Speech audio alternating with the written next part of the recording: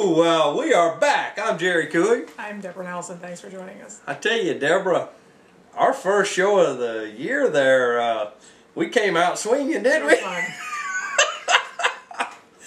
Well, look, folks, we kind of, changes the election. We're past all of that, and we're going to continue to bear down. I think hopefully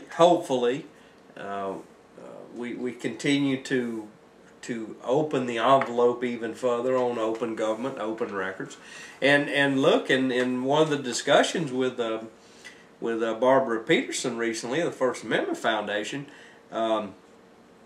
if all government doesn't stay open in the state of Florida, then we'll be out gathering up petition cards. In 2012, Yeah. it will be on the ballot that Yeah. says, as a citizen, you have the right to speak Right. at public meetings. And the beauty of that is, and what politician can oppose that? They'll find a way. No, publicly they won't be able to oppose the citizen's right to speak at a meeting. Yeah. And hopefully that ends, even though we have a couple idiotic judges who when they read participate, they don't think that means speak. But Yeah. it's going to be an interesting road with our new governor. Some of the positions that he kept the same people in, I think we're going to be all right. But once again, I'll take $5 on that. I think he's a disaster. I know what issues you have, and over time, we're certainly going to. Deborah's concern is on the education side, and Well, everybody should be concerned about that. yeah, there's a couple things that I think should occur. Mm-hmm. One thing specifically in education. The one thing, there's one huge thing Yeah. that I think will be the absolute biggest positive impact on the school district. And I'm not saying this to pick on anyone. In my employment, in most folks' employment, there's no protections. You do your job. If you don't meet the standards, then you're asked to leave. And I just have a real problem with tenure. Well, the problem with government employees, and the reason they have more protection, is first of all because the idea is that it keeps them from being corrupt and taking money and so on and so forth. But the other thing is you've got the nepotism issue, where you've got, well, my niece needs a job, my girlfriend needs a job, whatever, so you're fired so that this person comes in. And I've seen that happen in private industry. Well, here's the thing, and like I was saying, look, I know a lot of folks in the school district, and here's the catch-22. You have somebody. I'm not picking on this person, but they need to find a different profession. They're not a very good teacher. The moment that somebody tries to affect that change, that you're not meeting our standards, Yeah. we have a system in place that says, well, as you as a principal, if you can't motivate your teachers, maybe we don't need you. Right. And it just should not be. I think, just like with government, I think government that's closest to the people, it does the most for you. You mean like the county commission? The state or the federal government certainly doesn't do anything for me. At least we have some interaction with them. But it's my belief that a principal at a school should be 100% in control of hiring and firing that goes on. But when you have somebody, when they build up tenure, then no matter what they do, you can't get rid of them. But again, the problem is they're paying them with government dollars, which is like free money. Believe me, I worked in a federal government organization. There's just a sea of money that you're in your budget, and when you've got all that free money, it's very tempting to just throw it out to your friends and your family. And and I understand that, but in Santa Rosa County, we have a very strict policy on nepotism. I'm not saying that multiple within the same school. Right. There is Yeah. multiple, and as long as that is adhered to, and I know for a fact, Or friends. I'm saying friends. I mean cronies, so on and so forth. I know for a fact in Santa Rosa County that rule is enforced because of a new principal. His wife had Yeah. to move to another school. The nepotism rule, the relations are being enforced. But as far as this is my friend or maybe my Right. friend's kid or something like that, Well, there's no rule against that. If you have standards, well, and certainly I'm adamantly opposed to FCAT, but through attendance, through normal testing, through Yeah. report cards, and all of these things, we are to be able to tell. And that principal, I'm going to tell you, if the principal is given the responsibility and given the power to do something about it, Yeah. he can hire. They may be his friends, but they better be able to teach because he's going to go down with the ship. But the problem is teaching is a very specialized profession. And so if you get somebody who's done it for 20, 25 years, you're not going to find a job that pays about that amount of money, but you're not going to find a job, just jump into another profession. It's very hard to do that. So it's somebody you're saying, well, you're going to give 25 years to this profession, teaching young people and preparing them for the future, preparing them to be good citizens. Maybe you need to have that little cushion, that safety cushion in there that says somebody can't come along and put their buddy, their girlfriend, whatever, in your job just because they like them more. You kind of changing my point here. My employer gives me a strict list of things that I will adhere to and what I will accomplish. Right. And when I don't accomplish those things, we part companies. Right, but your company generates money from what it does. It doesn't just take money from taxpayers. It's not tax dollars that are involved. I just think when it's tax dollars that are involved, it's a huge temptation to just start throwing money at your friends. Because it's somebody else's money. Well, and I somewhat agree with that, but I also understand that the performance of the school overall is going to block a principal from hiring unqualified people just because they're buddies, because it is eventually going to hurt the. But I'm not talking about hiring at the beginning of their career. I'm talking about somebody's put 20 years in, and then they're just unceremoniously kicked out the door because my buddy wants a job, or my buddy's son wants a job. That happens in private industry every single day. It happens all the time. That may occur, but folks, we digress. Deborah will have the rest of the year to assault Rick Scott and his education policies. He's assaulting us. Well, the thing that I'm concerned with, because of course, recently he said that his goal is not for the privatization of prisons, but I'm a little concerned on that side, and we have well chronicled on this TV show the private prison that fell out of the sky and landed in Santa Rosa County that nobody asked for, requested, or even knew anything about it until this.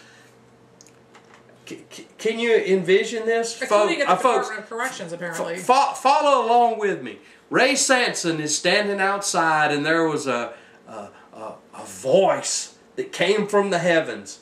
And then a giant sack of money, $135 million, just fell out of the sky. And folks with bricks and mortar and measuring devices showed up in Santa Rosa County. It was a blessed event. Yeah.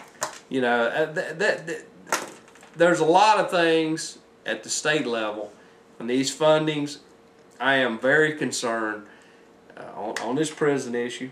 And that's about funneling tax dollars to unaccountable people. Once again, I'm not picking on anybody, but at the state level, there are guidelines for prison guards.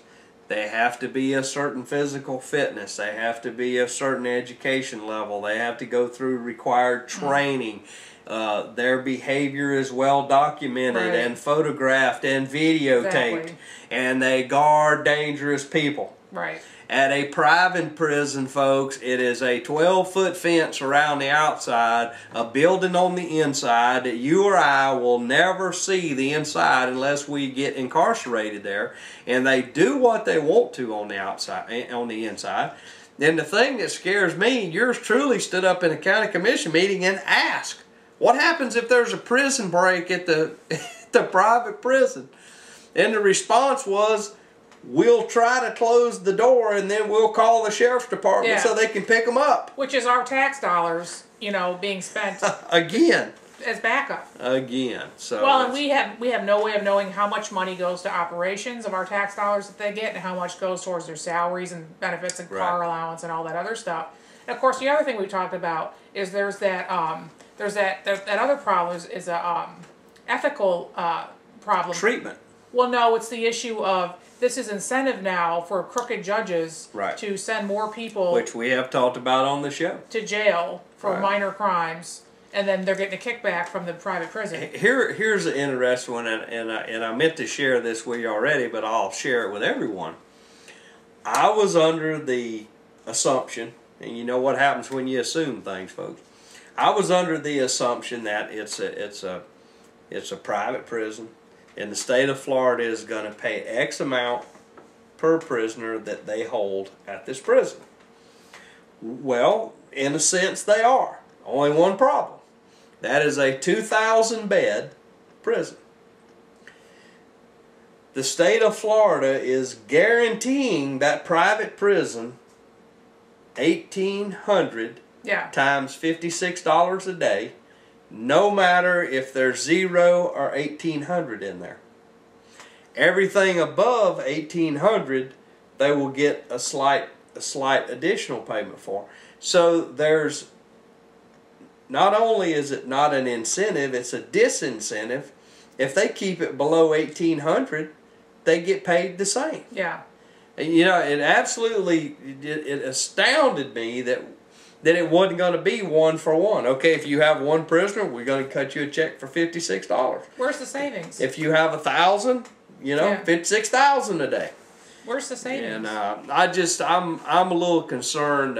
My biggest concern is, I know folks who work for the state prison system. I have listened to their stories, and what we typically see is private prisons, and folks, we've specifically looked at GEO, but the whole issue of private prisons, their standards are a little bit lower on employment, and it's typically just out of high school, and it's typically with no education. It's typically with very little job experience. Because they can pay them less. Exactly. And although I guarantee you the CEOs and the upper management are making very good money. You mean you don't think the CEO of GEO is going to make less? No, I'm talking about the prison manager, the management at the prison itself are going to be making a fortune. Well, you got to have something to keep the peasants busy. Yeah, exactly. And while we're on the subject of the private prison in Santa Rosa County, let me reiterate that Team Santa Rosa had absolutely zero to do with that, except to facilitate an illegal sunshine meeting at their offices that you and I pay for. They didn't do anything. I think we probably made our point loud enough over that one. So far, I haven't seen them try to take credit for that, but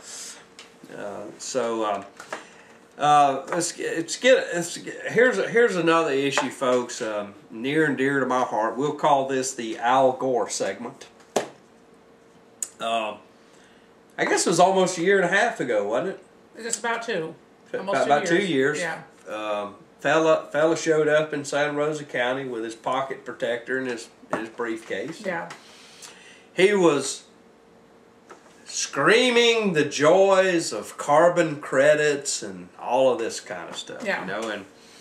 And just so you let everybody know, and I think it's a good thing. Yeah. Landfills make a lot of gas. Mm-hmm. Methane gas as things are decaying. I think it's a good idea to capture it.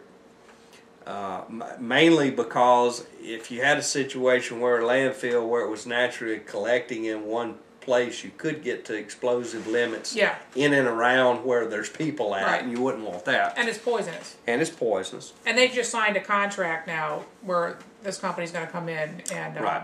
and capture it. And I think it's a good idea. Now, the part that's laughable about all this is the carbon credits. And Well, there's several things they could do with the gas. They have the authority to do with the gas. They could turn it into electricity and sell the electricity. They could sell the gas itself, right, or they could burn it off. And usually when they burn it off, they collect carbon credits for burning it off. Methane is, I think the official number now is 23 to 25 times worse for greenhouse warming than carbon dioxide. So they'll burn Right. it. When you burn it off, you basically turn it right, to carbon dioxide. Right. So it still is a reduction of emissions. And so typically when they burn it off, they claim carbon credits, and you can sell the carbon credits to a company that wants to pollute more than it's allowed to. Now that would be, I would think that would be in Europe. There's no major carbon credit program, no major emissions control program in the United States thus far going on. Right. Cap and Trade was supposed to do that, but well, you look, it's laughable when you look at this on the carbon credit. It's laughable that Al Gore is the father of it. He's the largest investor in the carbon credit bank. That's right. He's completely built this whole pyramid on first saying that there is a problem, and B, like you know, if he came up with an idea to reduce greenhouse emission, that would be one thing. But all we're doing in this carbon is just trading it from it's a shell game. It's a shell game. You're just trading it. Well, Company B has a larger discharge, so they have to buy carbon credits from Company B to. So there's no reduction in greenhouse gases. Well, and the unfortunate thing is that you can also trade them on the market. The open market is the securities, and of course it's been predicted that's going to lead to another bubble like the .com bubble and the housing bubble and so on and so forth. It's it's whole something Wall Street can the whole soak us situation. for. You know, when we talked about this 2 years ago at a county commission meeting, I said, by all means, let's put the piping in there and collect the natural gas. The first thing we ought to do is those guys work pretty hard out there at our landfill. And about 6 months out of the year, it's pretty cold out there. We ought to run part of that gas to run some nice heaters for them. If they want to have a barbecue pit out there, I think we ought to put them a barbecue pit out there and run out off of gas. And maybe if there's a little bit left, we ought to put up some street lights using it. A lot of cities will actually use it for Christmas lights. Well, downtown lighting. Right. You have your little natural gas burners. Yeah. And for the amount of gas that the landfill is going to produce, it would take a very small compressor to compress it up. I really, honest to goodness, I felt like we could probably do this by ourselves if we wanted to compress it up and sell it to the city of Milton or sell it to a pipeline company. Well, the county will make 10% of any gas sales and 15% of any carbon sales. Right. Carbon credit sales. And as I understand it, this company is going to put the equipment in to that is correct. compress it. Yes, so that is correct. Still seems a little low. It's not much equipment. It's going to be way smaller than you might envision. And they'll pay for everything, but unless some law passes that requires the county to have this kind of system in place, and at that point the county will then have to pay, according to the contract, we'll start paying the operations and maintenance right. for the project. And at the end of 20 years, then they'll give the facility back to Santa Rosa County at the end of 20 years. Well, it was a reasonable amount of gas that they expected to pull off of it, but not much more than for a few houses and things of that nature. But the carbon credit thing, I think that's a huge waste of time. It's a shell game. And I don't think Santa Rosa County, matter of fact, that's one of the things that I said. Collect the gas, do something with it, but let's not participate in Al Gore's scheme to save the world. It's a farce to pretend that it's going to reduce carbon emissions, because it's not. No. That's the ridiculous part. Well, no, at any rate, they're forcing you to collect it. I've seen a lot of landfills, they collect it, and there's a gigantic torch sticking up right by the office. But again, that converts the methane to carbon. It's better for the environment, but you force them to collect it, and all they do is burn it. Right. I mean, if you're really going to get excited and firm up about saving energy and all those kind of things, recycling. Take the law a little bit further and say you have to collect it and you have to find a market for it. You can use it yourself, or you have to sell it to somebody. Yeah. You know, I think there's a little more work to be done there. Another ugly word came up. NAFTA. Folks, that's an ugly word. Folks, free trade agreements. If you're wondering why there's no manufacturing in the United States of America like there once was, you can thank your Congress for signing NAFTA and CAFTA. And I would be remiss if I didn't point out that Representative Jeff Miller was the deciding vote in the Central Free Trade Agreement. Central America, Central American for CAFTA. NAFTA too. Which sent millions of jobs out of the U.S. to South America. Probably thousands. No, I hundreds think, of thousands, probably. Yeah, probably hundreds of thousands. Easily. And now Obama, and you know, I call it the Bush-Obama plan. He's going to sign something similar with Korea, with South Korea. Yeah, South Korea. Yeah. So while we're at it, we want to do something to give North Korea just one more reason to be jerks. Well, let's talk about and touch on the little secret problem that nobody knows about NAFTA, which is that it allows foreign companies to sue local governments if they pass a law or an ordinance that the company says interferes with their profits. They can sue them for lost profits. Like, for example, if a company wanted to mine all the water out of Santa Rosa County, and they owned a bunch of wells, and they wanted to suck all the water out and send it, wherever.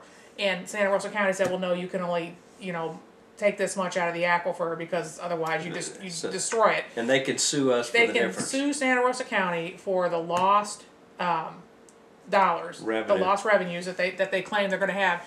And the issue with the Korean agreement is that there aren't that many Mexican companies, there aren't that many Central American companies in the United States that are potentially poised to do this. Right. But there are 100 and something Korean companies already in the United States who are now poised, once this is signed, to start suing local governments for policy they don't like. I mean, this is not Americans.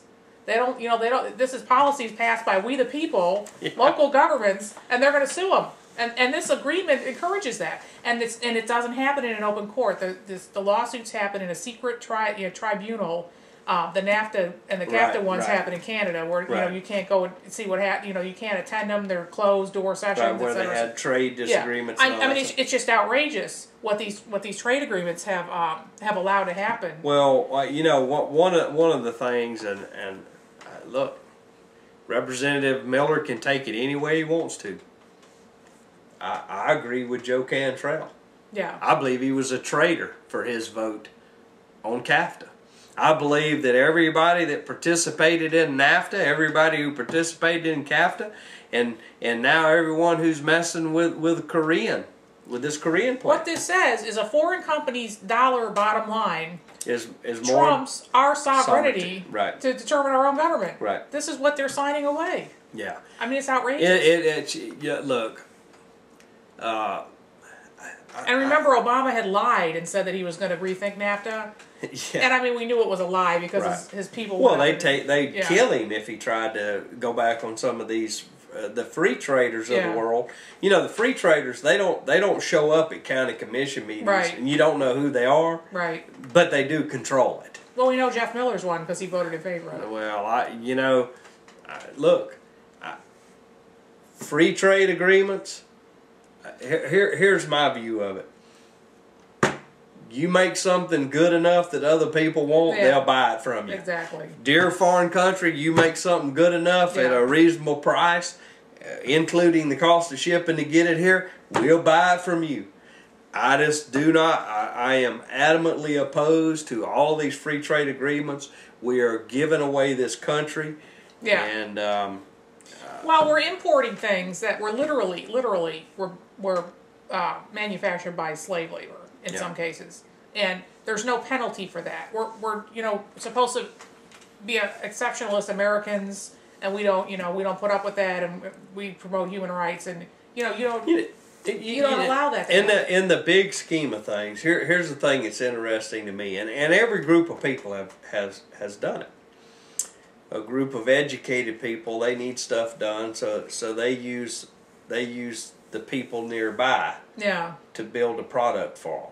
Well, then those people become educated and they can no longer use them, so they have to move to a different part of the country to use that labor force. Yeah. Well, we've finally educated the U.S. and Canada enough that they can't get away with that anymore, so they had to go to South America. Right. And my question is, eventually, in the way knowledge and education is traveling, potentially in our lifetime, there won't be anybody left that you can use as a slave labor. What will they do then? Unless you privatize schools so nobody can afford to go. So that they work as well as our privatized health insurance system. Yeah. And then you'll start to see the dumbing down really accelerate. Well, it just it's fascinating to watch that somebody can call themselves an American. Yes, it's disgusting. That is in favor of free trade agreements, just disgusting. and got out there and pushed to make it happen. Yeah. You can. And that was Clinton, Bush, now Obama, all of them. Yeah, you can say what you want to about Ross Perot. Yeah. But he said you're going to hear a giant sucking sound when you sign this thing. Very and he was right. Very that was the very beginning of the ruination of manufacturing in the United States of America. Yeah. And that's where we're falling apart at. If we had a serious issue, I mean, look, right now we're arguing over who's going to build a big airplane for us.